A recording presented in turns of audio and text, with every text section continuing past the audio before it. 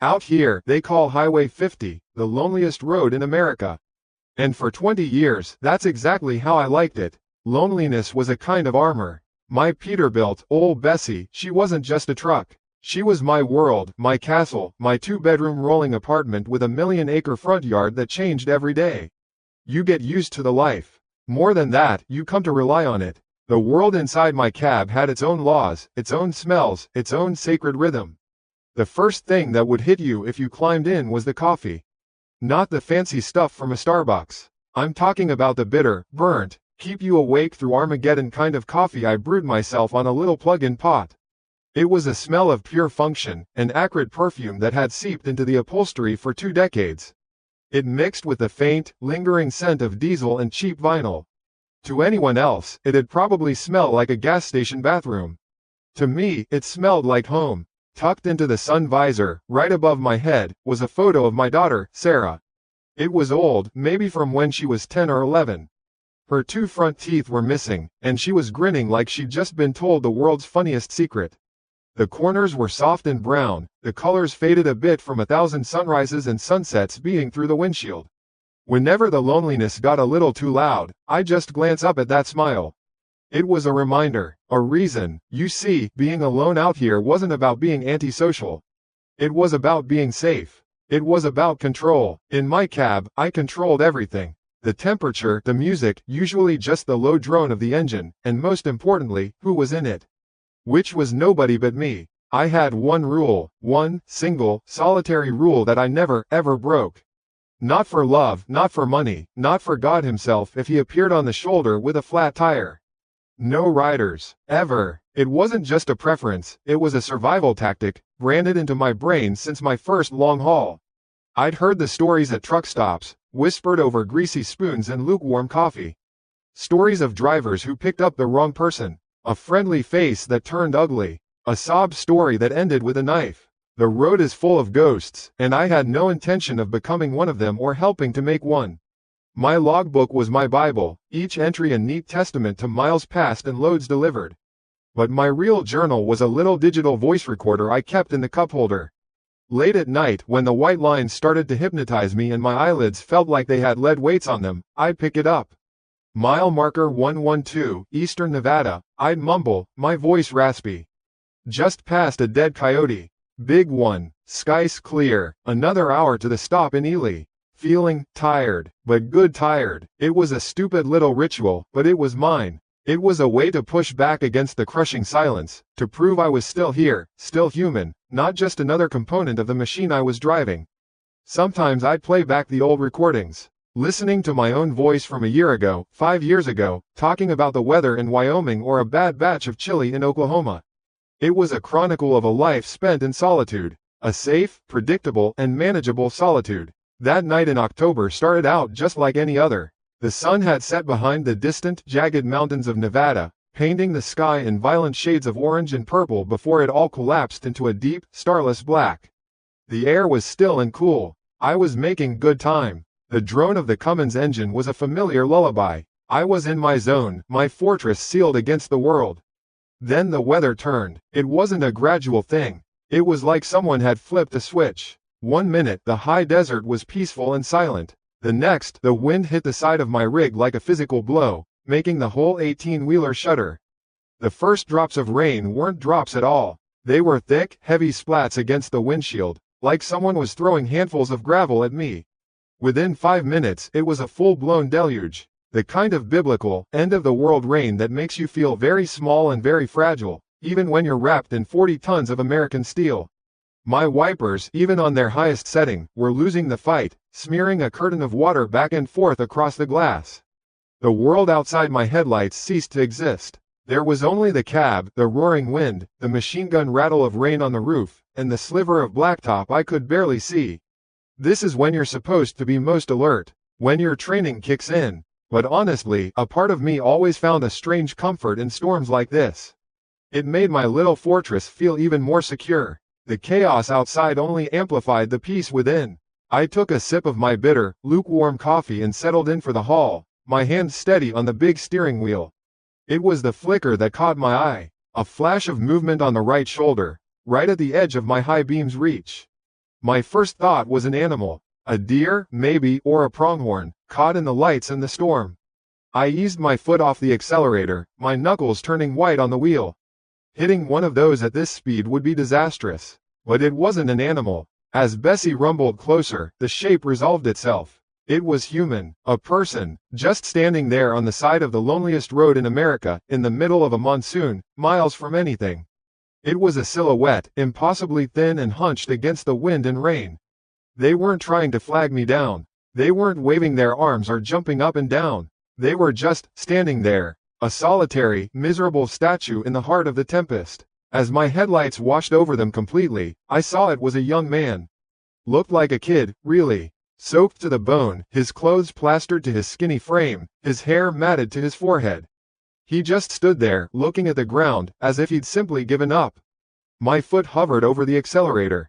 "Drive on, Frank," a voice in my head screamed. The voice of 20 years of experience. The voice of the rule. It's not your problem. You don't know him. You don't know his story. You don't stop. You never stop. And for a second, I was going to. My foot started to press down. I could have been past him in a heartbeat, and he would have been just another strange sight on a long, dark road.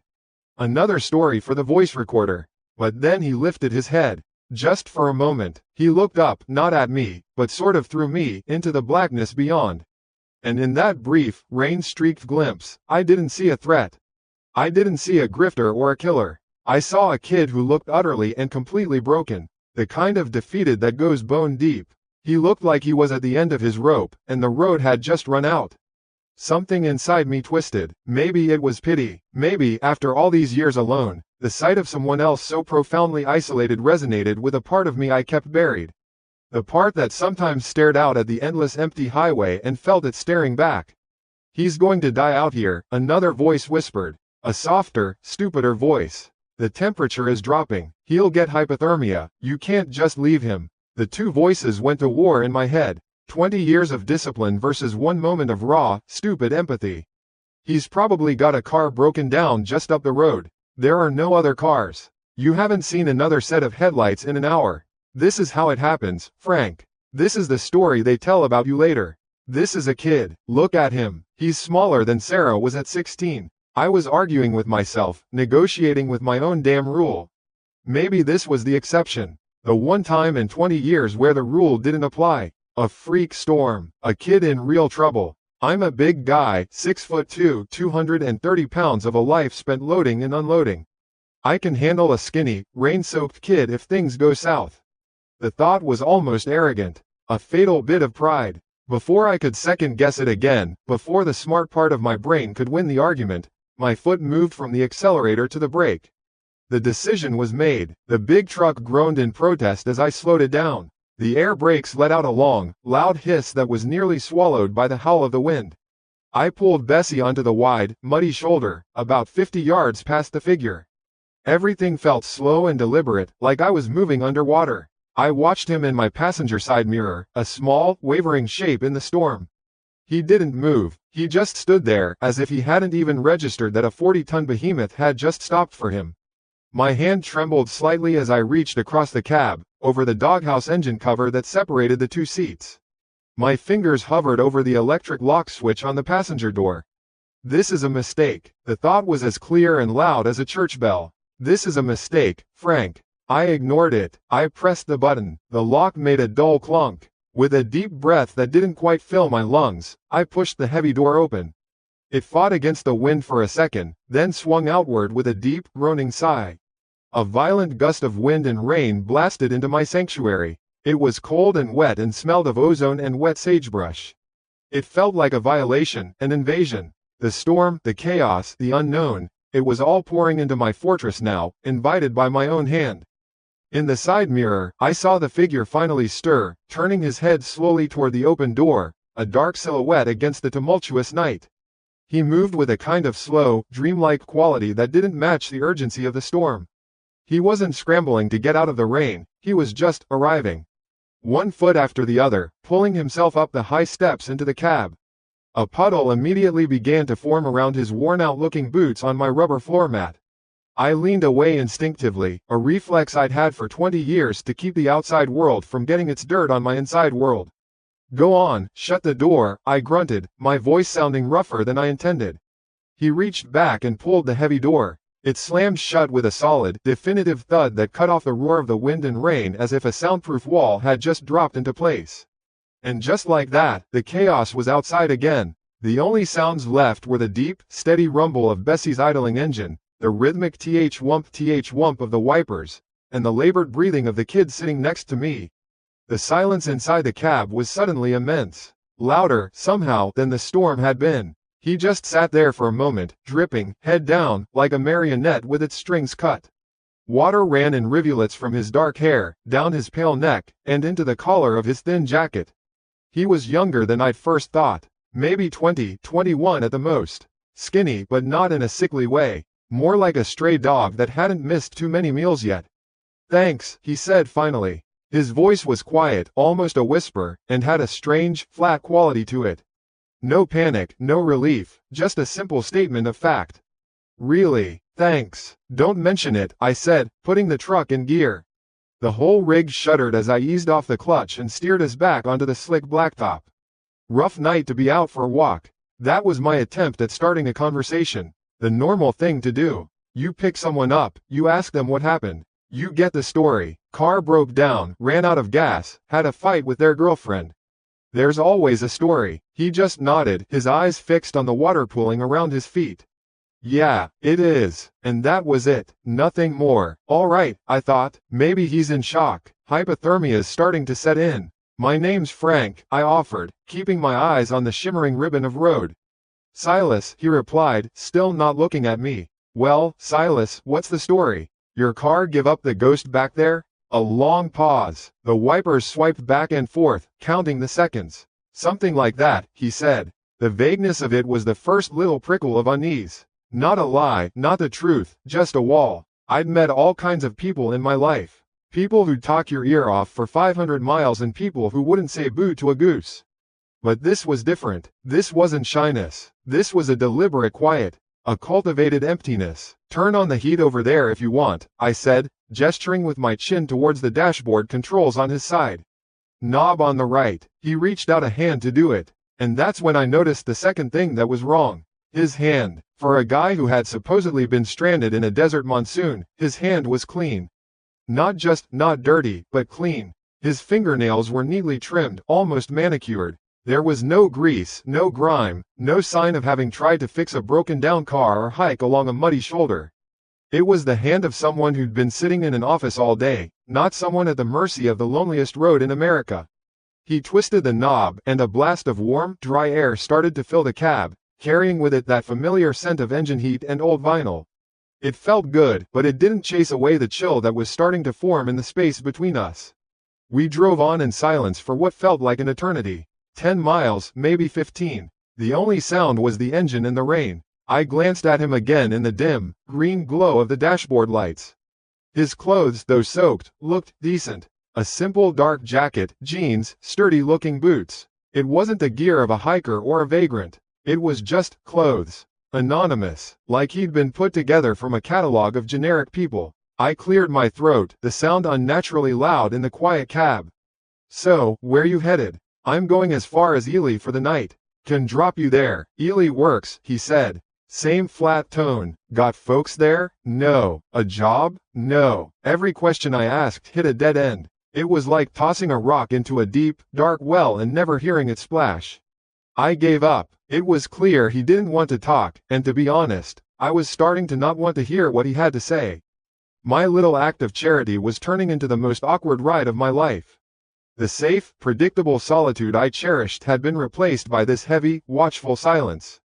I found myself missing the loneliness. I craved it. I reached for my digital recorder out of sheer habit, my thumb hovering over the record button.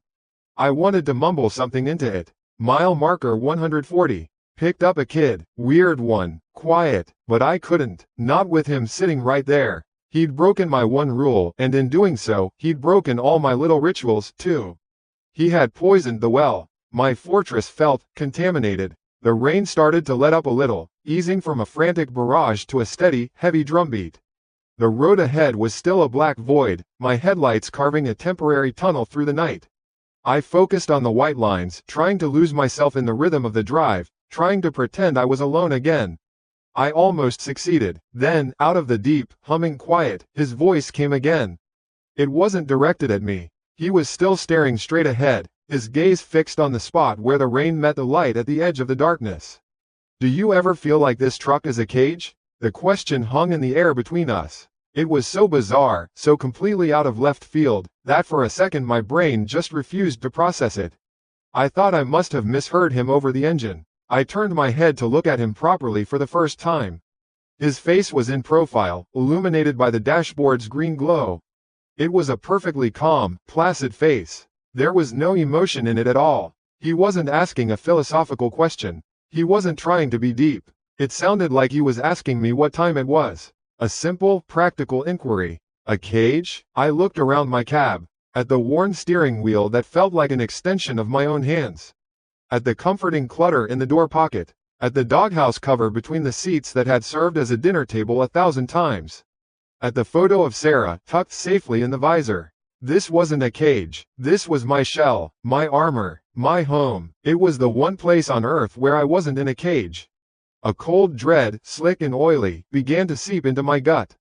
This wasn't just awkward anymore. This was wrong. This kid wasn't just weird. He was operating on a different frequency from the rest of the world.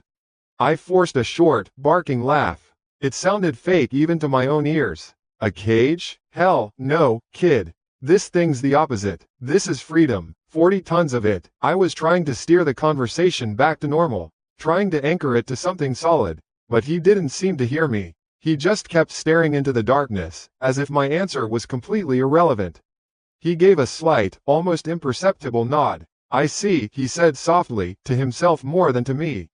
An exception, an exception. The word echoed in my head. I made an exception to my rule for you. How could he know that? He couldn't. It had to be a coincidence. Just a strange choice of words from a strange kid. It had to be. My hands felt slick on the steering wheel. The warmth from the heater suddenly felt oppressive, suffocating. I wanted to open a window to let the cold, clean, storm-washed air in, but I didn't want to make any sudden moves.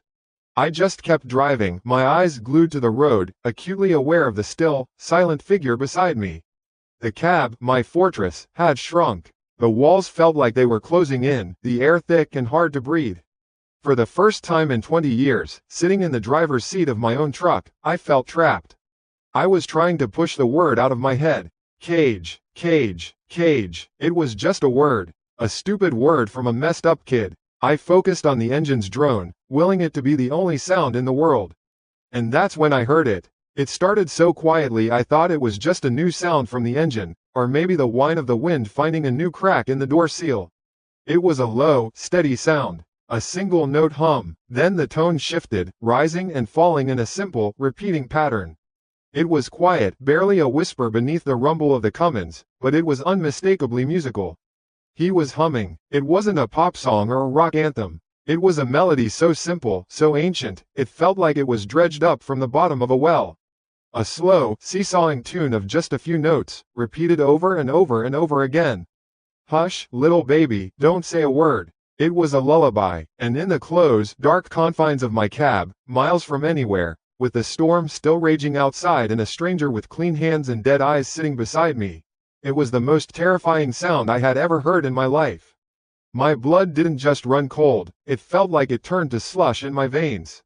You have to understand, out here on the road, truckers have a soundtrack. It's the drone of the Cummins engine, the classic rock on the satellite radio, the whine of the tires on pavement. It's a sound of work, of miles, of money being made.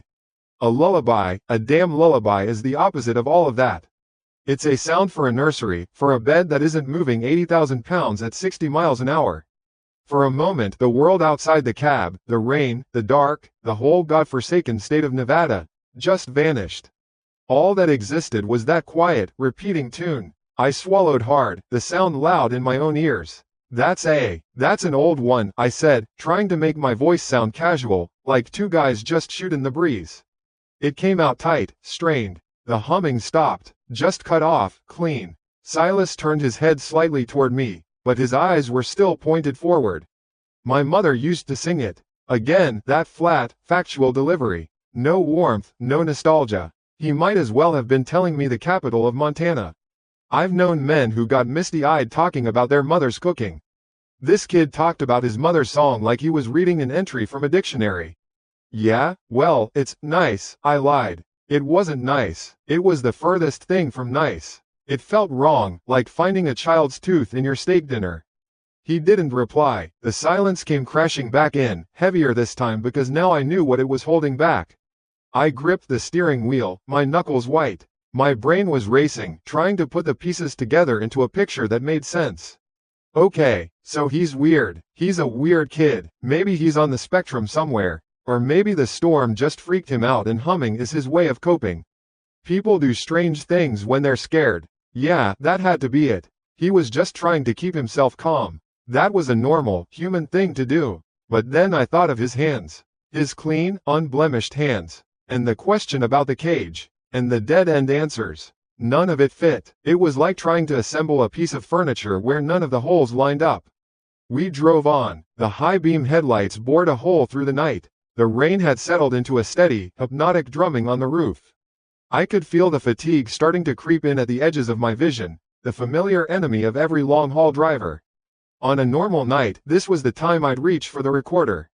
It was my trick. Talking, even to myself, kept the brain working. It broke the monotony. It was part of my routine, as ingrained as checking my mirrors. And right now, I needed my routine. I needed something solid and familiar to hold onto in the middle of all this strangeness. To hell with it, I thought. This is my truck, my cab. My rules got broken once tonight, they're not getting broken again. I reached down beside the seat with my right hand, my fingers finding the cool plastic of my old digital voice recorder. I thumbed the red button. A tiny red light blinked on, confirming it was working. Mile marker, call it 155 on the 50, I mumbled, my voice low and gravelly, the way it always sounded on these recordings. Rain's finally letting up some. Making decent time, all things considered. Roads still slick as all shit, though. Gotta watch the curves past the next ridge. I paused, listening to the engine. This was Jung Chong. This was my world. Still got that passenger, I added, my voice dropping even lower, almost to a whisper. The kid, Silas, still heading to Ely. Out of the corner of my eye, I saw him shift. Is that for work? He asked. His voice made me jump. I thought he was zoned out again. What, the recorder? I said, trying not to sound startled. Nah, just keeps me awake. Something to do. You talk to yourself a lot? Helps organize my thoughts, I said. It was a half-truth. It mostly just kept the black dog of exhaustion at bay. I see, he said. And then, once again, the quiet. But the spell was broken. My routine felt performative. Watched. The comfort it usually brought was gone, replaced by a self-consciousness that prickled at the back of my neck. I left the recorder running anyway, more out of stubbornness than anything else. Another few miles rolled by. The only sounds were the truck and the hiss of the tires on wet asphalt. And then, it started again. The humming, faint, but it was there. That same simple, seesawing lullaby. Hush, little baby. I clenched my jaw so hard I felt a muscle jump in my cheek. I glanced over. His head was now lolled to the side, resting against the cool glass of the passenger window. His eyes were closed. His breathing, as far as I could tell, was deep and even. He looked like he was asleep. A wave of relief washed over me, so potent it almost made me dizzy. He's asleep, thank God. The humming must just be a sleep thing, like snoring or talking in your sleep. Weird, sure, but not threatening. Just a weird kid with a weird sleeping habit. The humming faded out and then stopped. Finally, peace. The truck rumbled on, eating up the miles. The red light on my recorder was still blinking patiently. I let it run for another 10 minutes of pure, beautiful silence, just the sounds of the road. It was the most comforting sound I'd heard all night. Eventually, I reached down and clicked it off. The cab felt like mine again. For the first time since I'd pulled over, I felt my shoulders relax, just a little. The kid was asleep. He was no threat. He was just a passenger. In a few hours, I'd drop him in Ely, and he'd vanish from my life forever. He'd just be a strange little story I might tell another driver in a truck stop someday. Yeah, I picked up this weird kid one time. I don't know why I did it. Maybe it was just curiosity. Maybe it was some deep-seated part of my brain that knew something was still fundamentally wrong and was screaming at me to look closer. I wanted to hear what it sounded like from the outside. I wanted to hear the conversation, hear the humming, and prove to myself that it was all just weird. That's all. Just a strange night on the road. My thumb found the rewind button. The recorder gave a faint, high-pitched whir for about 30 seconds. I hit play, crunch of the button clicking. Mile marker, call it 1:55 on the 50, my recorded voice said, tinny and distant through the tiny speaker. Rain's finally letting up some. I could hear everything, the low rumble of the Cummins engine, the faint thump-thump of the wipers, my own voice, narrating the drive. It was all there, exactly as I remembered it. Still got that passenger, the kid, Silas, still heading to Ely. Then, the recording captured his voice. Is that for work? And mine. What? The recorder? Nah, just keeps me awake. I listened to our short, awkward exchange. Then, silence. Well, not silence. The engine noise, the road, the background canvas of my life. I waited. I knew the humming had started up again after our conversation. I waited to hear it. And then it came. Faint at first, then clearer. The lullaby, the same few notes, over and over. But something was wrong. Terribly, horribly wrong. My heart hammered against my ribs. I turned the volume up. My recorded voice wasn't speaking. The only human sound should have been the humming. But on the tape, the humming wasn't what I had heard in the cab. In the cab, he had hummed, then stopped, then hummed again. There were pauses, gaps. On the recording, there were no gaps. The lullaby was a single, continuous, unbroken sound. A perfect, seamless loop, like a sound effect on a movie. It didn't waver. It didn't falter for a single microsecond. It was machine perfect. My mind reeled. I rewound it a few seconds, to the part where we were talking. I hit play again. His voice. Is that for work? My voice. What? The recorder? And underneath our words, like a phantom track on the tape, the humming was still there. It was fainter, masked by our talking, but it was undeniably present. A continuous, inhuman drone that had been going on even while his mouth was forming words to speak to me. A human being can't do that. You can't hum and talk at the same time. You can't hold a note, perfectly pitched and without a single break for breath, for minutes on end. The sound on that tape was not the sound a human body could produce. It was a physical impossibility. A cold sweat broke out across my forehead. The air in the cab suddenly felt thick as water, and I couldn't draw a deep enough breath. The truck, Bessie, my fortress, my shell, was no longer a safe space. I was locked in a steel box with something that only looked like a young man. My hand was shaking so violently I could hardly hold the recorder. I fumbled with the button, shutting it off. The sudden silence was 1,000 times more terrifying than the noise had been. My eyes were glued to the road, but I wasn't seeing it anymore. I was seeing that impossible sound in my mind, that perfect, horrifying loop. Slowly, carefully, I forced myself to lift my gaze. I didn't dare turn my head. I just flicked my eyes to the large, convex passenger side mirror mounted on the door. It gives a wide, distorted view of the world beside and behind you. In it, I could see the reflection of the passenger seat.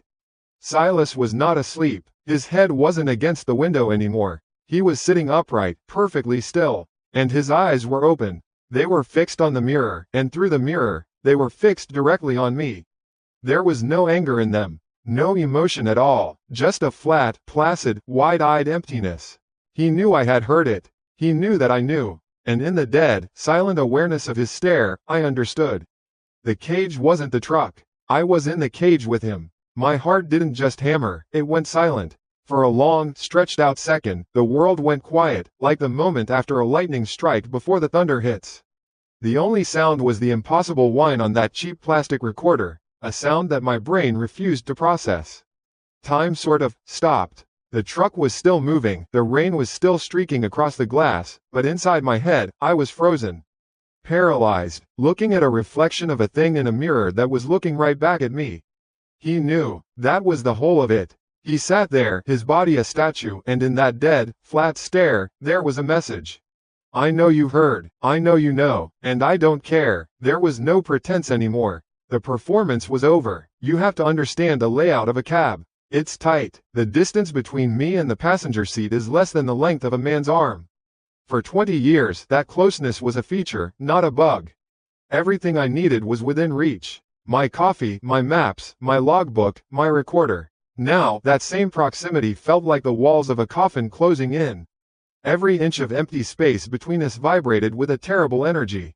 My first thought, and it was a stupid, animal thought, was to just stomp on the brakes, throw the door open, and run. Run out into the black, rain-swept desert. But my body wouldn't obey. My hands were fused to the steering wheel, my foot was glued to the accelerator.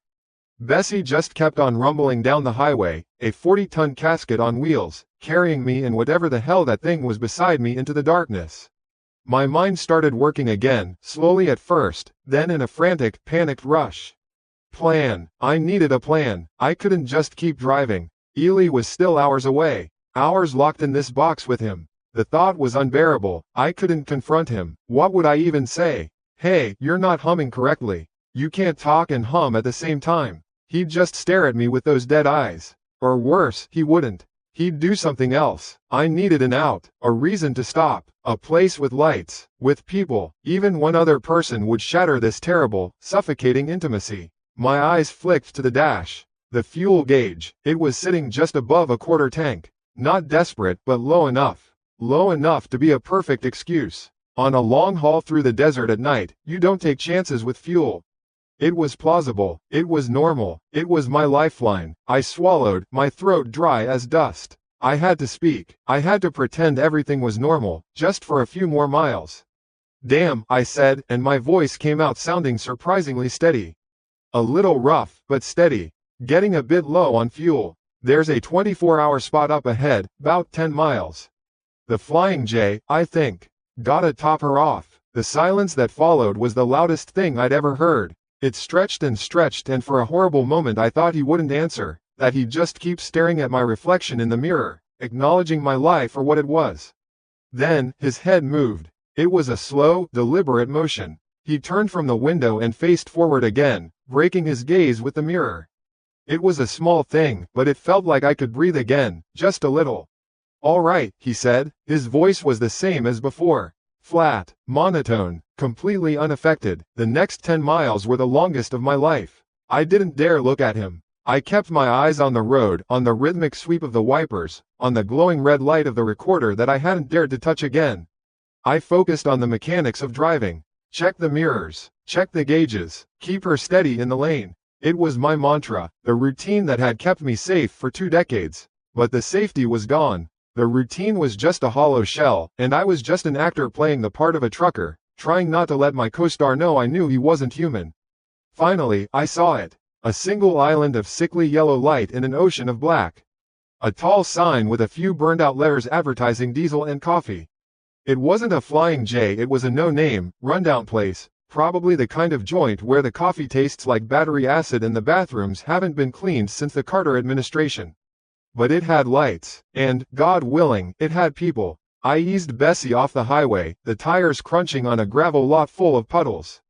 There were 2 other rigs parked in the back, their engines off, their cabs dark. A beat-up pickup truck was parked near the front door of the small convenience store. That was a good sign. Someone was here. I pulled up to the diesel pumps, the big green ones set away from the regular car pumps. I idled the engine for a moment, letting the turbo cool, just like I always did. Routine. Everything had to be routine. All right, I grunted, reaching for the door handle. Gonna go pay and use the head. Won't be long. Take your time, Silas said, his gaze fixed on the rain-spattered windshield. He didn't even look at me. My hand hesitated on the door handle. A new wave of fear, cold and sharp, washed over me. I was about to leave him. Alone, in my truck, in my fortress. Bessie was an extension of my body, of my life. The idea of leaving him inside her felt like a profound violation, like letting a stranger wander around inside my own head. But what choice did I have? I had to get out. I pushed the door open, and the cold, wet air was a shock to the system. It smelled of rain and diesel and wet sagebrush, the real world. I stepped down onto the greasy pavement, my boots splashing in a puddle. The first thing I did was hit the lock button on my key fob. The doors made a heavy thunk-clunk sound as the locks engaged. It was a stupid, pointless gesture. If he wanted out, a locked door wouldn't stop him. But it made me feel a sliver better. I walked toward the store, the rain plastering my hair to my scalp. I didn't run, I made myself walk at a normal pace. But I couldn't stop myself from glancing back over my shoulder. Bessie sat there under the yellow pump lights, a huge, silent beast. The windows were dark. I couldn't see anything inside. The store was small and smelled of stale cigarettes and pine-scented cleaner. An old man with a face like a road map sat behind the counter, half watching a tiny television. He gave me a nod. The driver of the pickup, a tired-looking guy in a work jacket, was pouring himself a coffee. I felt a surge of relief so powerful my knees almost buckled.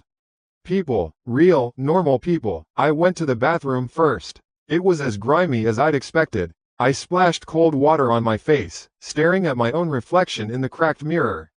My eyes were wide, my face pale. I looked like a man who'd seen a ghost. "You're not in the cage anymore, Frank," I told myself. "You're out. You can just leave him. Get in the truck and drive away. Leave him here." But his bag was in the cab. And he knew what I drove. He knew my route. The idea of him being out there, somewhere behind me, hunting me, it was almost worse than having him where I could see him. No, I had to get him out of the truck. And I had to do it clean. I'd buy him a bus ticket in Ely. I'd give him $100. I'd do whatever it took. I took a deep breath, trying to calm the tremor in my hands. I walked back out into the store, grabbed a coffee I didn't want, and went to the counter. "Just need to fill up my rig," I said to the old man. "Pump 7. Go ahead," he said, not taking his eyes off the TV. I paid for the coffee, my mind racing. I was stalling. I knew it. I was just delaying the inevitable walk back to that cab. I walked to the glass door and stood there, sipping the burnt coffee, looking out at my truck.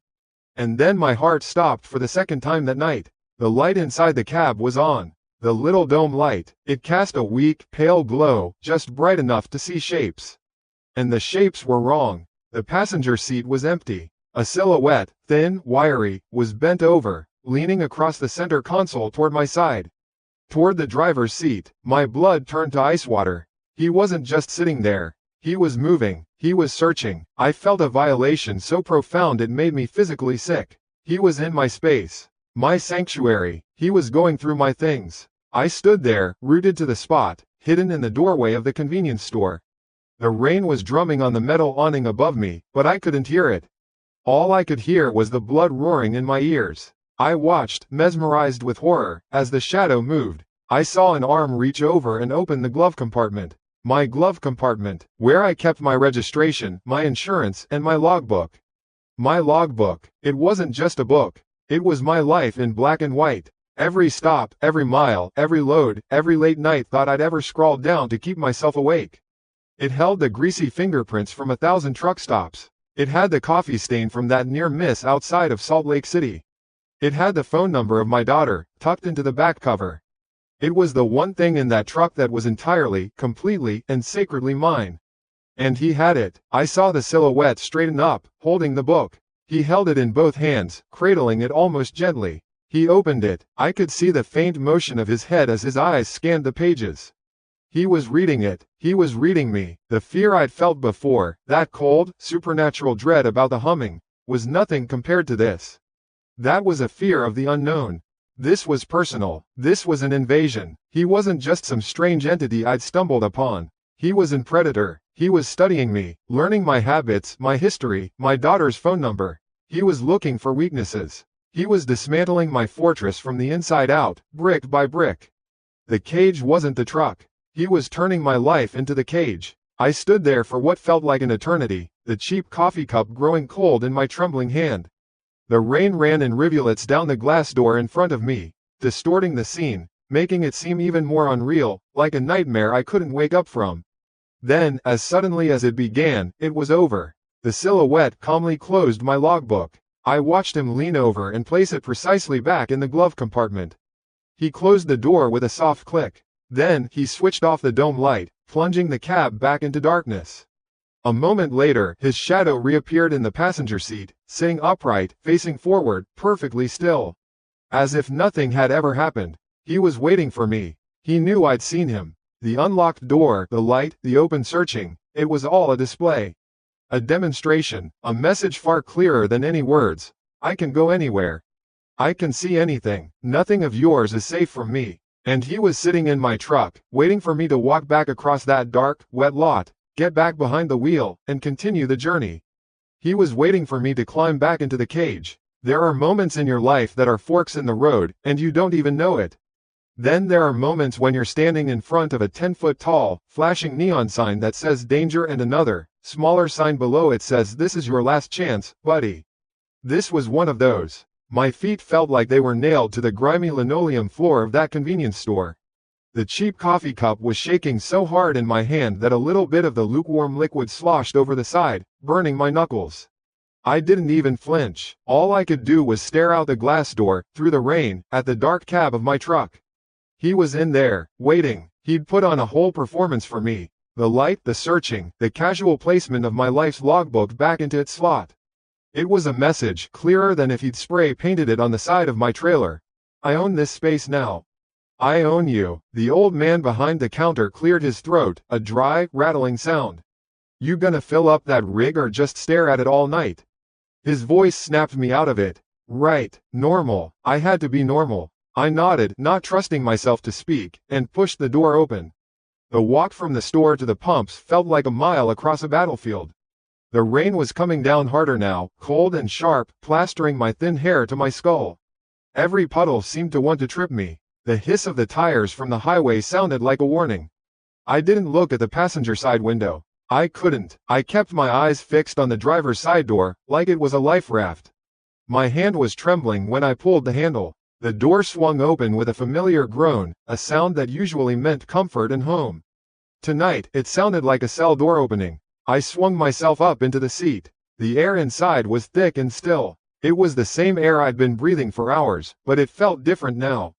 It felt used up, tainted. I could feel his presence beside me, a block of ice in the dark, radiating a cold that had nothing to do with the weather. I put the key in the ignition but didn't turn it. I just sat there, my hands on my knees. I had to say something. The silence was screaming. Forgot to get gas, I lied. My voice was a croak. Pumps probably busted anyway. Place looks like a dump. He didn't answer for a few seconds. I could feel his head turn toward me in the darkness. I risked a glance. His face was just a pale shape, his eyes two dark holes. Let's just go, he said. It wasn't a suggestion. I didn't argue. I turned the key. Bessie's engine rumbled to life, a deep, comforting sound that was immediately swallowed by the tension in the cab. I put the truck in gear, my movements stiff and robotic, and pulled away from the pumps, back onto the slick, dark ribbon of the highway. My mind was a riot. He knows I saw him. He knows I know. What's his game? What does he want? The logbook? My daughter's number? A cold dread, so sharp it was almost a physical pain, pierced through my panic. He was looking for leverage. He wasn't just a psycho, he was a methodical one. I needed people, not just one or two tired souls in a gas station. I needed light and noise and movement. I needed a place where a man couldn't just disappear. An idea started to form, a desperate, flimsy plan. There was a 24-hour diner about 40 miles down the road, just before the turn-off to Austin. The Silver Spoon. It was an institution for truckers on this route. It was always half full, even at 3 in the morning. The lights were so bright they'd hurt your eyes. It was perfect. It was my only shot. The next 40 miles were a special kind of hell. The cab was a pressure cooker. I didn't dare turn on the radio. I didn't dare touch my recorder. We just sat there, 2 feet apart, barreling through the desert night while the storm raged outside. I focused on the road, on the hypnotic dance of the windshield wipers. Sweep, sweep, sweep. A metronome counting down the seconds of my life. I found myself thinking about that old question he's asked. Do you ever feel like this truck is a cage? Yes. God, yes. Right now, it was a cage, and I was locked inside with the predator. After what felt like a lifetime, I saw the glow on the horizon. A hazy, welcoming beacon. The Silver Spoon. My heart gave a hopeful leap. I'm starving, I announced to the silence. Gonna grab a bite. You want anything? I could eat, Silas said, his voice as empty as ever. I pulled Bessie off the highway and into the sprawling, puddled parking lot. It was just like I remembered. A dozen rigs were parked in the back rows, their engines humming.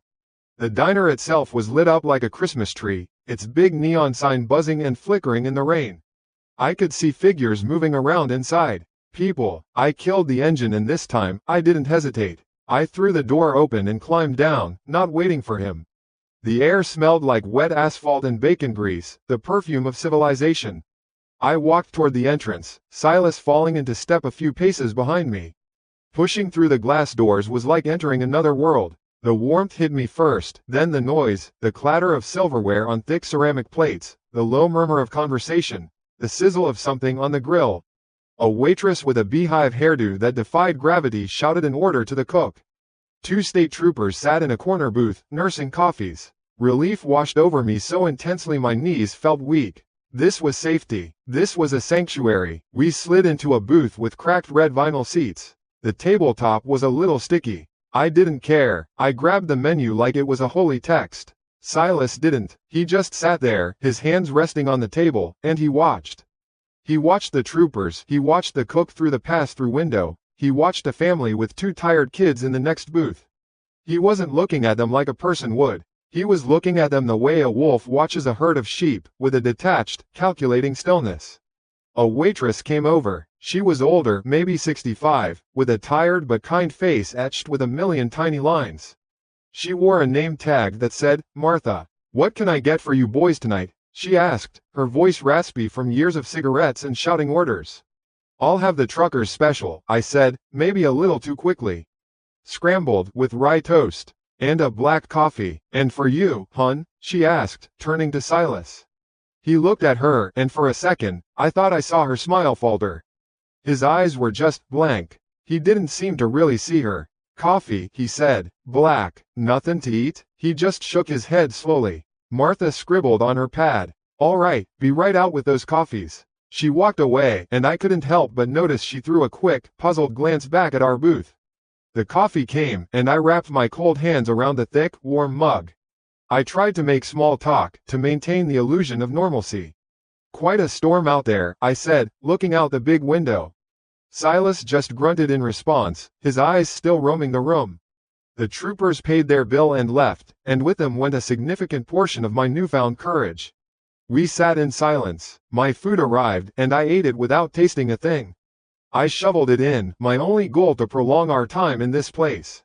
Silas just sipped his coffee, his movements slow and deliberate. Finally, I couldn't stretch it out any longer. My plate was clean, my coffee was gone, it was time to go. Time to get back in the cage. "Well, ready to hit the road?" I asked, forcing a cheerfulness that felt grotesque. He just nodded. I slid out of the booth and walked to the cash register near the door. Martha was there, ringing up another customer. I waited my turn, my back to Silas, my stomach a knot of acidic dread. "Just the trucker's special and 2 coffees on booth 7, I said when it was my turn. She tallied it up. "That'll be $14.52, driver." I pulled out my worn leather wallet. As I handed her a 20, her eyes flicked past my shoulder, toward the booth where Silas was now standing, waiting. Her face changed. It was subtle, just a slight tightening around her eyes, a hardening of her expression. She took the bill and leaned forward a little, lowering her voice to a conspiratorial whisper as she made change from the register. "Listen," she murmured, her voice barely audible over the diner's hum. "I don't mean to be nosy." I leaned in, my heart starting to pound. "What is it?" She didn't look at me. She kept her eyes on the cash drawer, her hands busy with the change. "The fella with you," she said, her voice a low rasp. "He's got funny eyes. Not right." She paused, then found the words she was looking for. "Like a hungry wolf. Just empty and hungry. You be careful, driver." She pressed the change into my hand, her fingers cool and dry. She finally looked at me, her gaze direct and full of a genuine, maternal concern that almost broke me. "You hear me? Be careful." I could only nod, my throat too tight to speak. The words hit me like a physical blow. Like a hungry wolf. It wasn't just me. It wasn't my tired mind playing tricks. It wasn't the isolation of the road. An ordinary woman, a complete stranger, had looked at him for 2 minutes and had seen the exact same thing I was feeling in my bones. She had seen the predator beneath the skin. That was it. The final piece of the puzzle clicked into place. This couldn't continue. I couldn't drive another mile with him. I couldn't just hope he'd get out in Ely. The warning from a stranger was the confirmation I needed. My gut hadn't been screaming for nothing. I walked back to the booth, the small handful of coins and bills feeling heavy and cold in my palm. My fear was still there, a cold rock in my stomach, but something new was there alongside it, resolve. Hard and sharp. Let's go, I said, my voice flat. The walk back to the truck was the opposite of the one arriving. The diner's light no longer felt like a sanctuary, it felt like a spotlight I was leaving behind. The darkness of the parking lot felt vast and threatening. Every shadow seemed to hold a new menace. The hum of the other truck's engines sounded like a funeral dirge. I climbed back into the driver's seat. Silas got in beside me. I closed the door and the fragile bubble of the outside world burst, leaving us in our own silent, mobile prison again. But this time, I had a plan. A final, desperate one. I took a deep breath, the air tasting of stale coffee and fear. I turned to him. I made myself meet his gaze in the dim light filtering in from the lot. Listen, Silas, I started, trying to keep my voice even. I gotta be honest with you. My dispatch just came through on the app while we were inside. There's a change of plans. I'm not heading all the way to Ely anymore. I've got to turn off in about a mile onto a private transport road for the mines. It's restricted access. I let the lie hang in the air. It felt paper thin, but it was all I had. I'm real sorry about this, but I'm gonna have to drop you here. You can probably catch another ride from the diner, or wait for the morning bus. I waited for the anger, the confusion, the argument. I was braced for anything. Anything except what he did next. Silas didn't get angry. He didn't look surprised. He didn't move a muscle. A slow smile spread across his face. It was the most terrible thing I had ever seen. It was a smile with no warmth, no humor, no life. It was the lipless grin of a skull. It didn't reach his eyes, which remained as cold and empty as a winter sky. He turned his head slowly to face me fully, the cold smile still fixed on his lips. That's okay, Frank, he said, his voice quiet and calm, a chilling counterpoint to the storm in my head. Because I wasn't planning on getting out anyway. Time didn't just slow down. It stopped. For a whole second, maybe two, the universe just stopped. The hum of the engine I hadn't even killed yet, the drumming of the rain on the roof, the hiss of the tires on the wet asphalt outside, it all faded into nothing. There was only the dim, sickly yellow light from the diner's sign painting the side of his face, and that smile. That awful, boneless smile. The waitress's words echoed in my head, a frantic alarm bell. Like a hungry wolf. She was right. It wasn't the smile of a man. It was the baring of teeth. A predator, done with the hunt, now ready to feed. The casual, calm way he said it. I wasn't planning on getting out anyway. It wasn't a threat. It was a statement of fact, as simple and final as the sun rising in the east. In his mind, the decision had already been made. My plan, my lie about the mining road, it was all just a cute little dance from the animal in the trap. My own words felt thick and useless in my throat. My heart was a frantic drum against my ribs, a wild rhythm that felt like it was trying to beat its way out of my chest. My hands, still resting on the steering wheel, were slick with a cold sweat. Every survival instinct I had, honed by 20 years of avoiding trouble on the loneliest roads in America, was screaming at me. Red alert, eject, get out, now, but you can't, you know, you're strapped in, the door handle is 2 feet away but it might as well be on the moon. You're in the cage, his cage now, what are you talking about? I managed to stammer, a stupid, pointless question. I knew what he was talking about. The smile vanished, replaced by that same unnerving blankness. He didn't answer with words. Instead, his right hand moved, not fast, but with a deliberate, unhurried motion. It slipped inside his thin, damp jacket. For a terrifying moment, my mind flashed to a gun, a knife. But what came out was worse, in a way. It was long, metallic, and cruelly sharp at the point.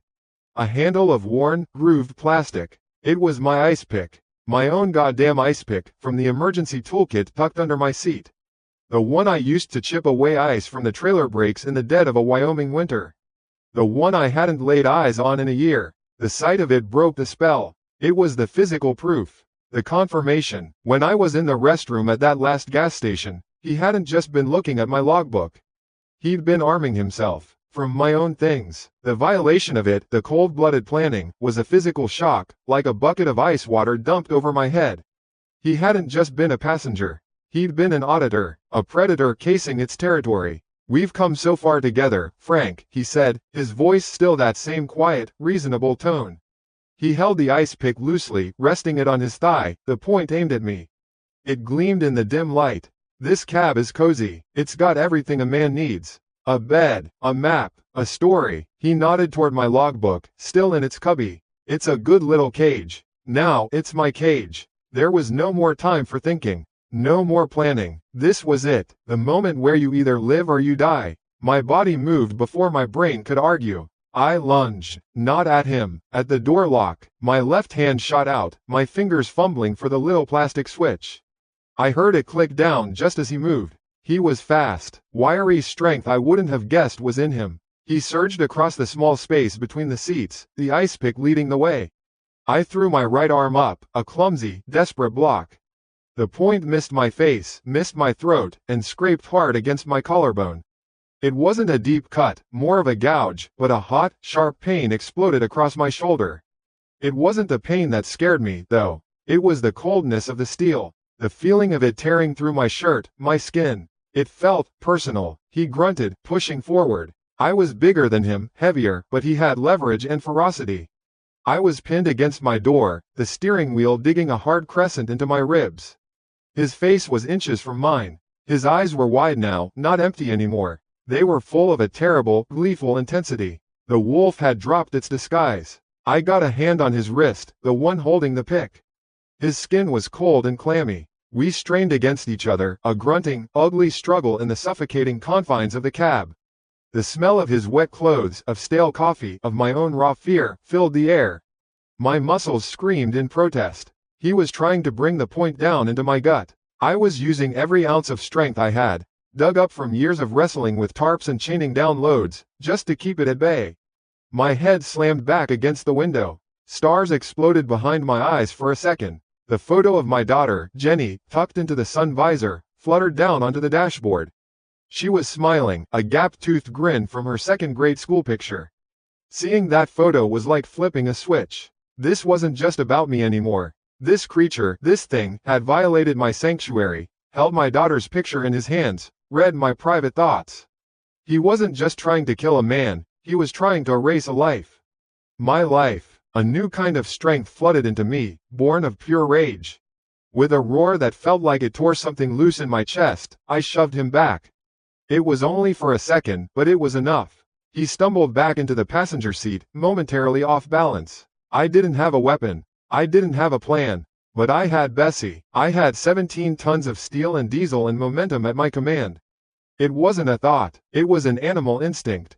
A final, desperate move. My right foot, still in my heavy work boot, left the clutch and stomped down on the brake pedal. Hard, with everything I had. You've never felt anything like a panic stop in a fully loaded semi-truck. It's not like a car. It's a geological event. The whole world lurches. The air brakes screamed a sound of pure, tortured metal. The tons of cargo in the trailer slammed against the front wall with a deafening boom that shook the whole rig. Everything in the cab that wasn't bolted down became a projectile. My coffee mug, the loose change, Jenny's picture, it all flew forward. And so did Silas. He had been regaining his footing, starting to lunge again. The sudden, violent deceleration caught him completely by surprise. He was thrown forward as if from a catapult. He didn't even have time to put his hands out. He flew across the cab, and I, with my last burst of adrenaline, gave him a final shove. His head and shoulder hit the passenger side of the dashboard and the windshield with a sound that I will never forget. It wasn't the sound of breaking glass. It was a wet, heavy, sickening thud. The sound of bone meeting something unyielding. The truck, tires locked and squealing, swerved violently to the right. I was still pinned against the wheel, my foot jammed on the brake. I saw the steel posts of the highway guardrail rushing toward us. I braced for the impact. The crash was a symphony of destruction. A deafening shriek of metal grinding against metal as Bessie's front fender tore along the guardrail like a can opener. The passenger side window didn't just crack, it exploded outward in a spiderweb of 1,000 tiny pieces. The whole cab groaned and twisted. Then, with a final, shuddering jolt, we came to a stop, tilted at a crazy angle in the mud of the shoulder.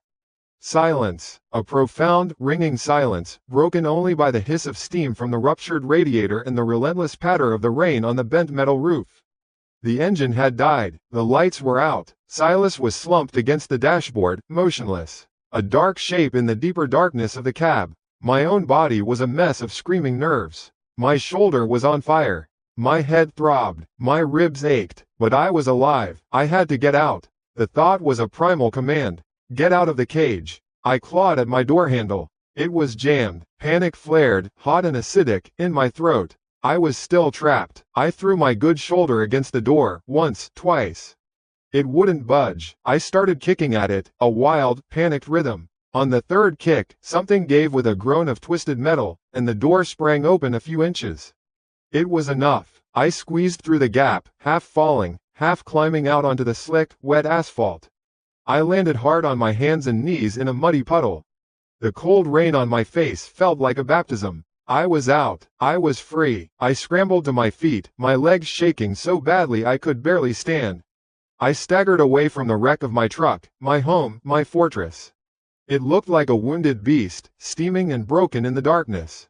I didn't look back at the passenger side. I couldn't. I just stood there in the pouring rain, in the middle of a deserted highway in Nevada, gasping for air, my mind a complete and total blank. And then I saw it. Far down the road, coming toward me. 2 pinpricks of light, growing steadily brighter. Headlights. Hope, so intense it was painful, surged through me. I stumbled toward the middle of the road, waving my one good arm like a madman. The lights grew, resolving into the distinct shape of a highway patrol car. It slowed, its blue and red lights flashing to life, bathing the entire accident scene in a strobing, surreal light. The car pulled up, and 2 troopers got out. I must have looked like something out of a horror movie, covered in mud, blood on my shirt, babbling incoherently. He's in there, tried to kill me, in the truck. Their faces were grim, professional. One of them, older with a gray mustache, put a steady hand on my good shoulder.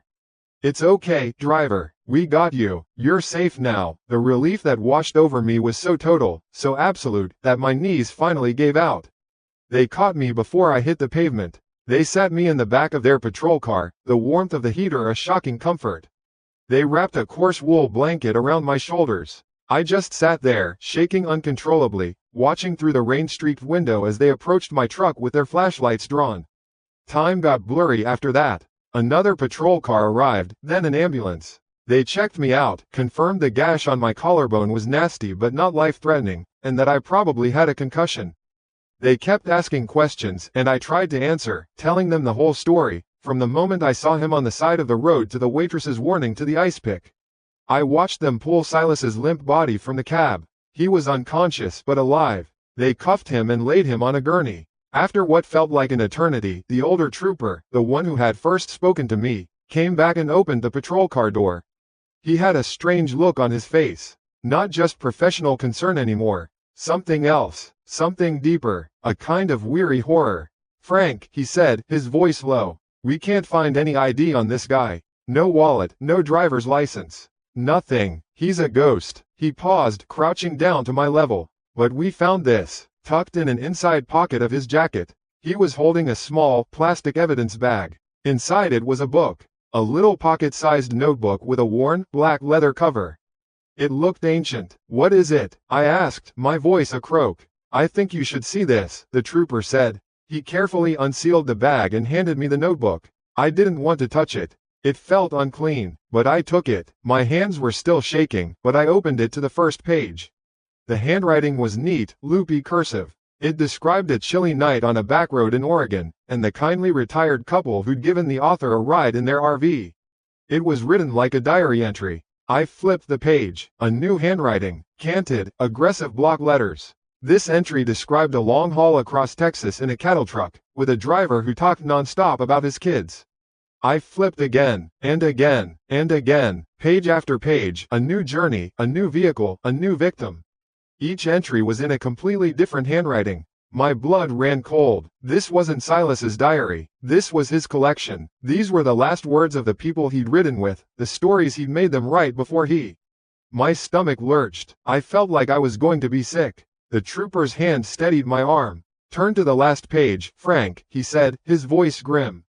I did. It was blank, an empty page, waiting for a new story. My story, but it wasn't completely empty. Near the top of the page, a title had already been written. The handwriting was shaky, spidery, the handwriting of Silas himself. It read, "Exception on Highway 50, and just below the title, like the first sentence of a new chapter, was a single, chilling note. He had tired, kind eyes. He broke his rule for me.